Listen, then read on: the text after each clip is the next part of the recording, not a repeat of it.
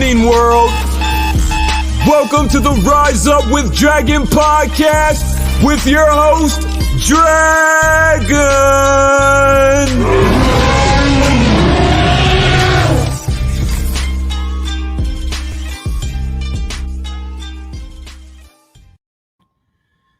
Great morning, world. We have to make our adjustments here.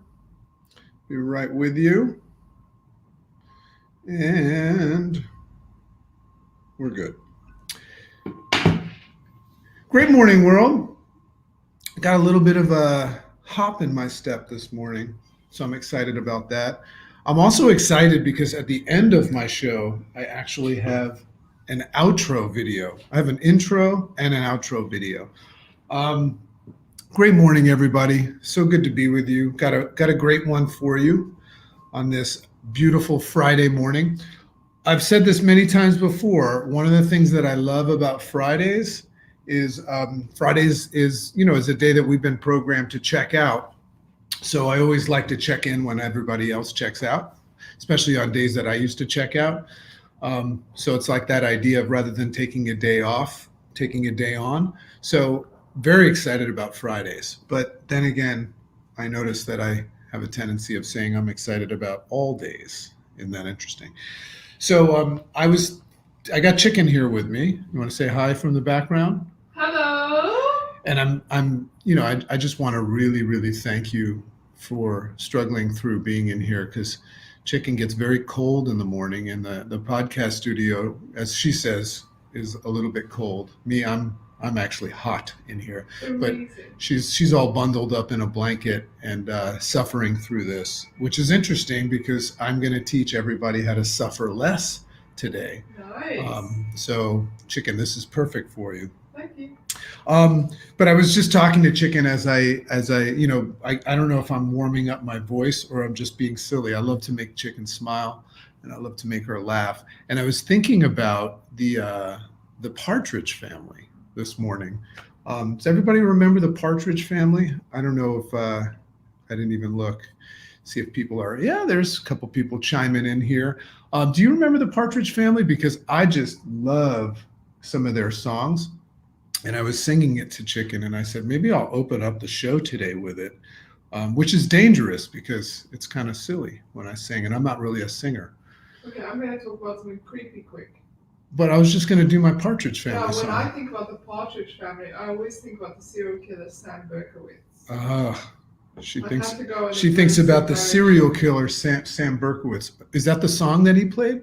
Well, when they turned the car on, some of what was the song that they played?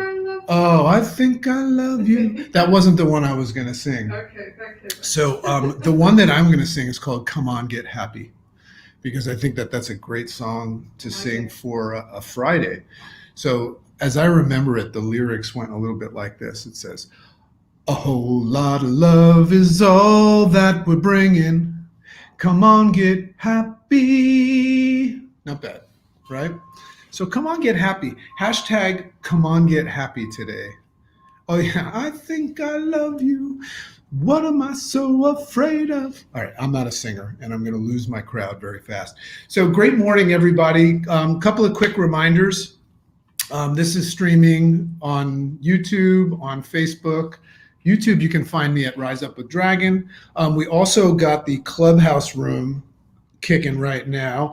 Just for everybody's knowledge, anybody that comes in, I see Stephanie Zapata is a new person in the Clubhouse room. I'm following everybody that's in the Clubhouse, and I think you should do that too, because what we're doing is we're creating this Clubhouse community, and we have this after Rise Up party where people can actually ask questions and we interact, and it's a lot of fun. So if you're not in Clubhouse, download the app. It's free. And then look me up. I'm at Makes Sense.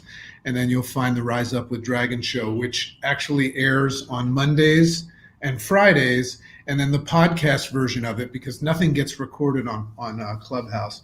The podcast is immortalized, and that is on iTunes, found at Rise Up with Dragon. And you'll see a picture of me with my yellow pants and my maroon Prince Charming jacket, which is the outfit that I wore when I proposed to the chicken in front of 11,000 people.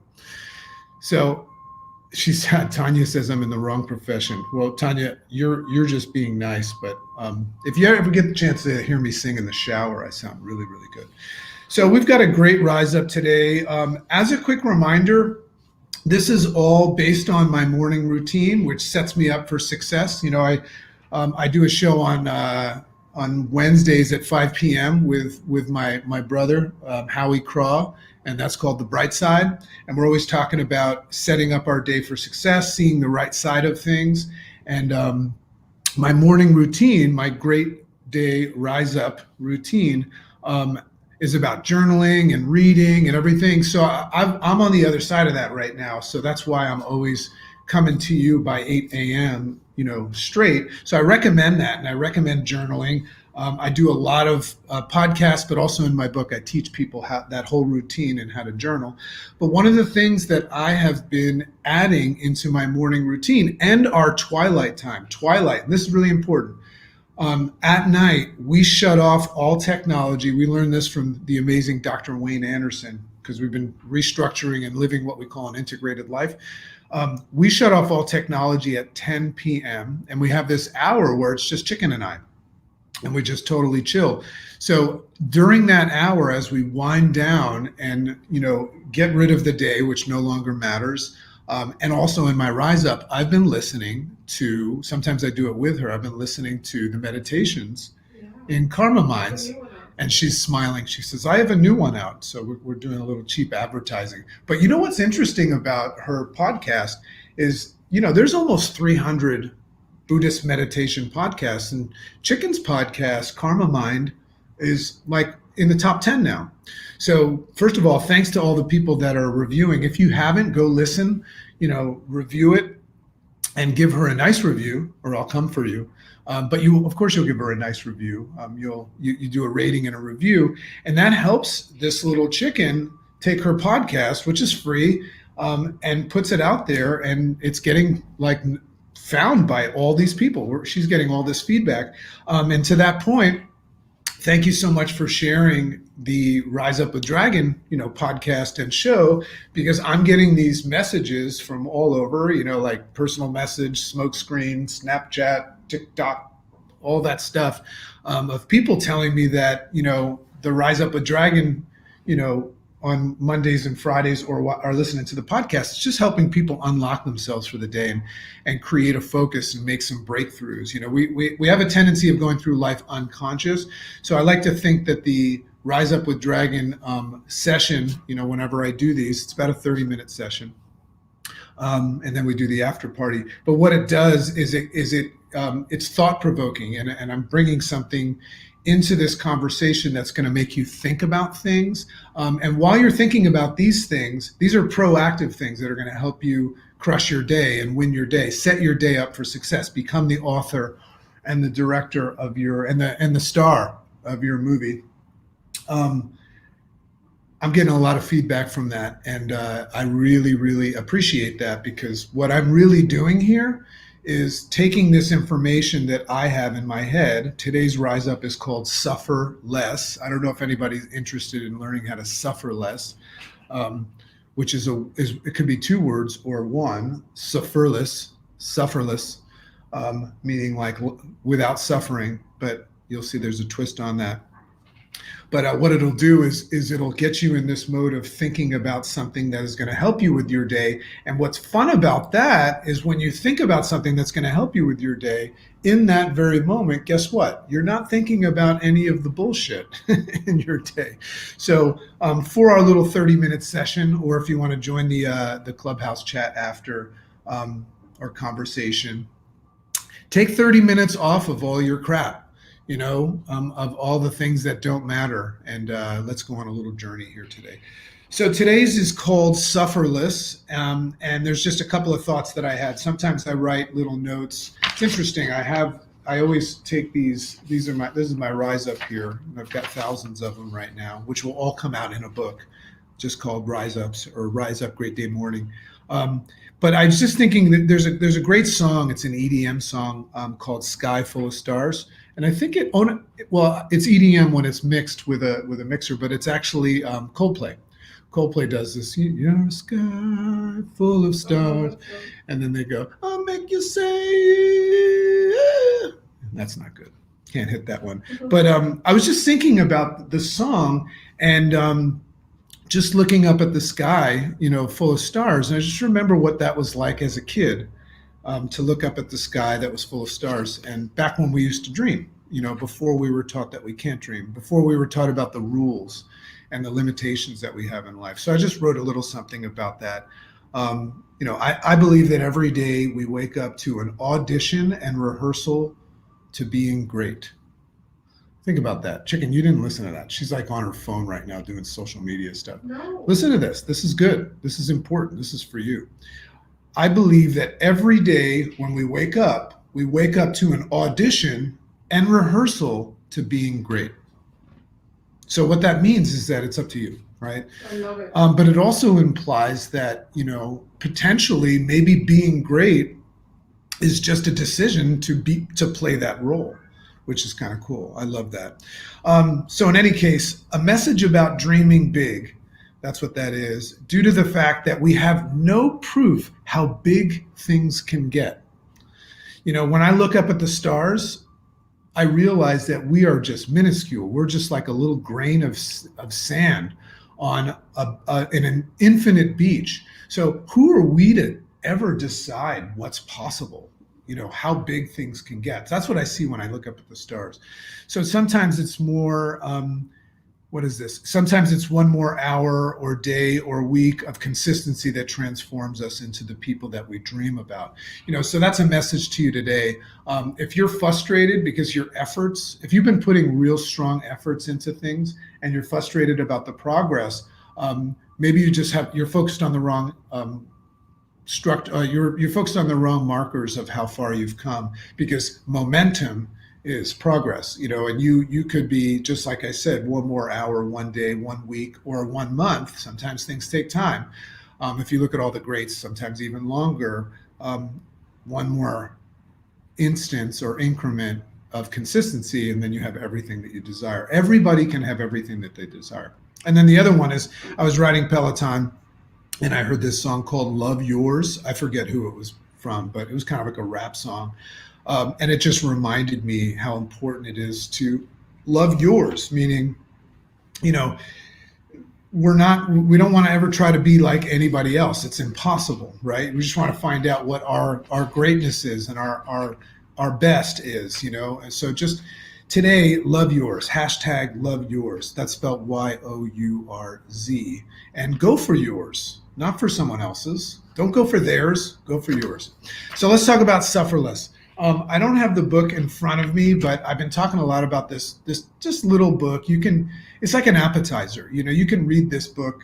It's a teeny little book by Thich Nhat Hanh or something. How do you say his name? She doesn't know how to say it either. Thich Nhat Hanh. It's a Buddhist book, but it's called No Mud, No Lotus. And I've explained this several times. I just love the idea that if you look at the lotus flower, it's this beautiful, fragrant flower. Everybody loves it. It's actually mystical, and it's got so much meaning behind it. The lotus. I mean, how many people you see have tattoos of the lotus flower? But a lot of people don't know that the lotus flower grows in mud. It grows in like very, very soupy, watery mud. And anybody that grows lotus flowers or ever approached that field will tell you that the mud actually smells really bad. So the concept is, because we're going to talk about creating a different relationship with suffering today. The concept is that without the mud, there is no lotus. So we're going to talk a little bit about taking a different look at what we deem as suffering and struggle and conflict and adversity and obstacles. Because we know from every lesson that we've ever learned that those are actually essential ingredients. When you look at if I hand you a lotus, can you see the mud and the smell in the lotus? No, you only see the outside and the beauty of it. But without the smelly mud, there is no lotus. So let's get into this. It's such an interesting topic. This is how I always start my journals. I pick an idea and then I just write. It's so interesting to unpack this. This is a great way to start your journaling process. And unpack and make sense of this concept of suffering less. So our relationship with suffering is for the most part built on the perceptions and concepts that we have of it. Now, oh, and one more thing I forgot to tell you, Chicken is starting to take my rise ups and read them with her beautiful voice and beautiful music behind it. And that's going to be she's got this members area, and she's going to put a lot of those things in there, like personal growth stuff. So I'm excited to hear that. But think about it. Your relationship with suffering is really, for the most part, built on these perceptions and concepts that you have of it. Do you like to suffer? What's your immediate answer when I say, do you like to suffer? Do you like to lose? Do you like to feel stress, fear, anxiety? Do you like to struggle, right? So your immediate knee-jerk answer is no, dude. I don't want to struggle. I don't want to fail and all that stuff. But we kind of know in the background that that's part of it, but we still don't want it and we don't like it. So right there's a perception and a relationship with suffering and struggle and adversity that we're going to look to change today. Because even though you kind of like sort of understand that struggle and suffering is part, in fact, what's the opposite of suffering? You could say, feeling bliss and joy and fulfillment, whatever it is, and ease and flow. The question is do those things have the opportunity and potential of existing without suffering? Does light ever have the opportunity to exist without dark, right? No. The only reason you even know that light exists is because you know that dark exists. So let's go down this tunnel here. So experience emotional and financial distress. Nobody wants that. So I'd say your answer is no. So if you don't like to suffer, what do you like? So I would assume your answer would be the opposite, to experience what I call in my book the calm. This place where, forgive my French, you are unfuckwithable, right? Everything rolls off your back like water on a duck. And you have the opportunity to find the lesson in everything and all that stuff, right? So that's what most people want, to feel joy, self-confidence, happiness, and to feel physically, emotionally, and financially free and well. As I said, to be unfuckwithable and impervious to adversity. How does that sound? Does that sound more like what you guys are looking for? So to be impervious to hardship, trauma, and adversity. Imagine if you were just completely impervious, meaning like they cannot mess with you. But think about it. Even if you find yourself impervious to something, does it mean that those things don't exist? No. It just means that you have a different relationship with those things, right? What's the use of being impervious and unfuckwithable if you don't have anything to practice that against, right? Isn't that interesting right there? It kind of unveils in my mind right now, it kind of unveils how important adversity is for us to gauge if we're succeeding. One of the cool things that I learned along my journey is, it's interesting to define what health is. How would you define what health is? Think about that for a second.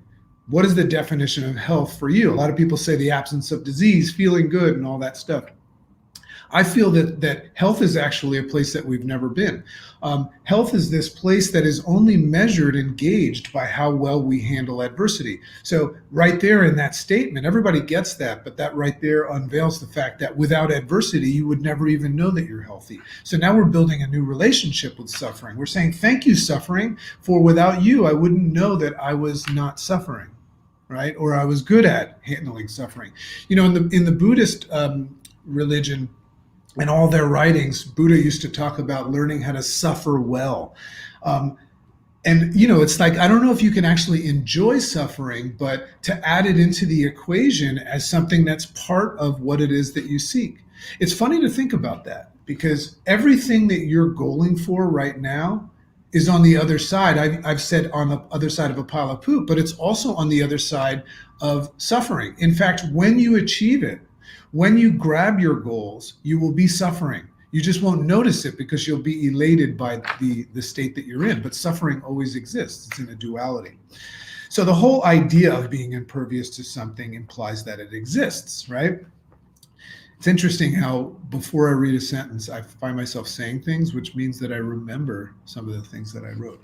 So without suffering, there is no happiness and no joy. Without adversity and struggle, there is no winning and there is no growth. If you look deeper at literally anything in life, you'll see more than what is seen. I like that. I like the idea of saying, well, I see that, but if I look deeper, I'll see what I can't see. So in my book, I talk about this concept of holographic vision, spelled W-H-O-L-E, a graphic vision.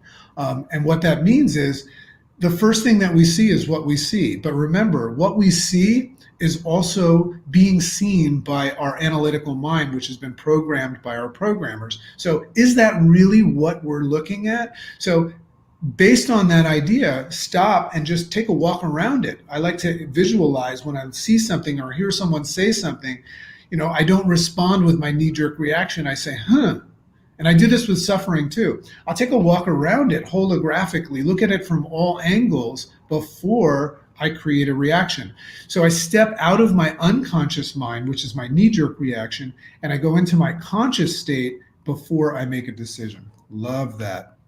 So if you look deeper at literally anything in life, you'll see more than what is seen, meaning there's more to what your naked eye sees. So take the example again of the lotus flower. You can see that you can see how the smelly mud is required to create its beauty and fragrance, but can you see when you look at a flower, can you see the sun in it?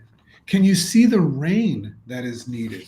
See, everything works together, and the things that we look at look to stay away from in life. Like, imagine if you woke up today and you wanted to go out on a picnic or you wanted to spend some time outside, but you look outside, it's dark, it's gray, and it's rainy. So naturally, there's the suffering. But meanwhile, can you see how that dark, rainy day is feeding something else that you perceive as beauty? It's really interesting to look at that. Those are parts of the ingredients that give rise to the things that we seek more of. So right there, that's a fun thing to do. Anytime your knee-jerk reaction is suffering, or you look at something and you perceive that it is a negative, it's against, it's objective to what it is that you want. Always ask yourself, what is it for? So we always talk about the idea of looking at life not as happening to you, but as for you. But you can look at it as suffering as well. I've heard so many stories of people that are masters at this, even when something terrible happens, where people experience great loss or trauma in their lives. And boy, don't we, right? Especially lately, timestamp during the pandemic.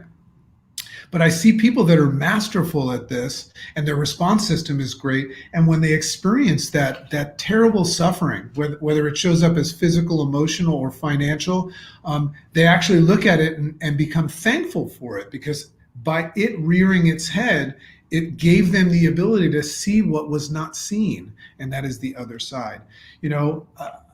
This is a tough one, and it ruffles some feathers, but whenever I experience loss in my life, or I see somebody that I care about experience loss, I see a lot of posts on Facebook, and, misery loves company. And I see these posts blow up, and when people experience loss and things like that, and everybody says, I'm sorry, I'm sorry, I'm sorry. What I like to do is I like to ask them, tell me something wonderful about them. And what's interesting about that, when we experience loss, the loss doesn't feel good, but it forces you to realize why the loss is so strong, and that is because of what you gained from them. So just different way of looking at it. So happiness and success, like the light of day, are no different, as they cannot exist without suffering and the dark. I always like to say I was messed up and now I'm blessed up. I would not know that I was blessed up if I didn't know what it was like to be messed up. I was in the dark and I was pulled into the light. That's the very reason that I go back and I try to find people that are in the dark and pay that forward and bring them into the light. I would not know the light without the dark. How could you walk into a room and say, it's bright in here, if you didn't know what it was like to say it's dark in here? Think about that. You're always going to be able to judge things that you consider good by the other side. And one thing about success that I find interesting is whatever it is that you're going after, you'll notice that anytime you achieve it, you're human. You're always going to want more. You're never going to be satisfied as you think when you get the get, right? And when you have the have. So once you get to that, you will realize that the best part of it was the journey. Like I look at my chicken here, and God, I wish you could see her hair in the morning. I mean, one of the things I love about my chicken is I get to see her as nobody else does. And I think that she's beautiful in the morning, even though she looks like one of those little things with the crazy hair you put on the back of a pencil and you spin it around in the hair. Yeah. Or some sort of a meth addict or something, as I've said, but boy, is she beauty. But let me, just take it into context. I am, very much in love, and we have this wonderful life. So what's our goal? Our goal is to, die in each other's arms and have the greatest love at all. That doesn't sound fun. So wouldn't it make sense to enjoy every step of the way, including the tough times? And every now and then we struggle, right? But I love it. I love when my chicken is upset with me and we have to work through something, and because the obstacle is the way, and that's a lot of fun. Yeah, chicken flies the coop sometimes, but I love her so much. I love her even when she's completely out of her mind. And I think she loves me when I'm out of my mind. So from early on as children, remember, we're programmed to avoid suffering, right? And I know what it's like, because as a parent, the worst thing in the world is when my kids suffer, right? But we also know as parents that we have to let our kids kind of grow up and eat dirt every now and then, and let them kind of learn how to survive on their own. But it's not easy. So every time my kid falls down and bumps their knee, and and I make it all better, we're constantly training our kids to avoid suffering. And then there's this difference between consistency and competency. This new generation of kids right now, when I was a kid, and even more so with my parents, when my parents used to fail, they would say, if you don't succeed, try again, right? And then progressively, a little bit in my generation, way more in the next generation, I see that if kids fail, they're just invited to try something else. So all avoiding suffering, all avoiding failure. But here we are recognizing that you should create a beautiful relationship with failure and struggle, because it is the way. It is the thing that you must pass through and navigate and learn how to dance with to get to the other side that you desire. So this plays a big role in why we now have learned that suffering is bad. So acknowledge that. Right? It's okay to be in that place and be with your suffering and just breathe it in, not avoid it, because the more you avoid it, it becomes a monster in the closet. One of the things I learned about the monster in the closet is that the monster in the closet becomes more powerful if I leave the door closed, meaning avoid it, right? If I pretend, if I go under my covers. Isn't it funny how we go under our covers as kids? Like, if there is a monster in the closet, or like the boogeyman, do the blankets protect us from the boogeyman? There's some sort of like Harry Potter magic blanket that protects us from the boogeyman. Well, I used to do it too. I was also scared of the clown under the bed. But the moment I actually looked under the bed or opened the closet and recognized that it was just a figment of my imagination, it lost its power. So I've learned to not only go in the closet, everybody's trying to get out of the closet. I go into the closet, and I hang out with the monster in the closet, because that's the way. The monster is the way. The suffering, the fear, the concern is the way. I actually go in there and have cocktails with it every now and then. And Chicken makes a cheese plate for the monster. We hang out with the monster, because the monster is the way. In fact, I've learned that if I wake up and I'm lacking in the suffering realm, that I'm not growing. So I like to push myself into the uncomfortable zone. You hear people talk about becoming comfortable with the uncomfortable. So this way of living has given suffering its power over us and caused us to not see the blessing and its place as a crucial ingredient in the desired state that we seek. So in closing, before I'll open up and see if anybody wants to chit chat in the Clubhouse room. Remember, you can get the Clubhouse app. I have about 4, because I've been active on it. I have about 4 invites. So if somebody needs an invite to, hey, what's up, Catherine?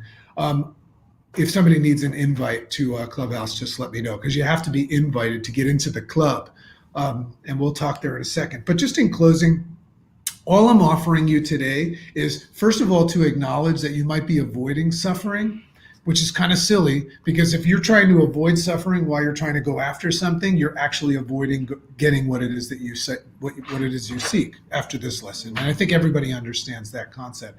So rather than avoiding suffering, embrace it. Embrace it. Breathe it in, right? Even though remember, embrace the suck. The suck is part of the goal. So if you can really dial into that, embrace it, embrace the obstacle as the way, breathe it in. And just like a wave starts off small, it builds up, it crowns, and then it crashes, and then it washes up onto the shore. We don't stop the wave midway. So breathe it in, feel the feels, let it crush up and dissipate, and then accept the next one that comes. And all of a sudden, you're going to go into the fast lane and you're going to start moving forward in life. So that's my Rise Up today. Thank you for being with me today, Chicky. We're going to open up the Clubhouse room. I'll stop the podcast, which you can find on iTunes at Rise Up with Dragon. You can follow me or DM me in my Instagram at that guy, JC Dornick. Clubhouse is at Makes Sense. You'll see that in my outro video, which I'm really excited to play for you. Thanks to Claire in the Philippines for doing that for us. And love and appreciate you. Have a wonderful day.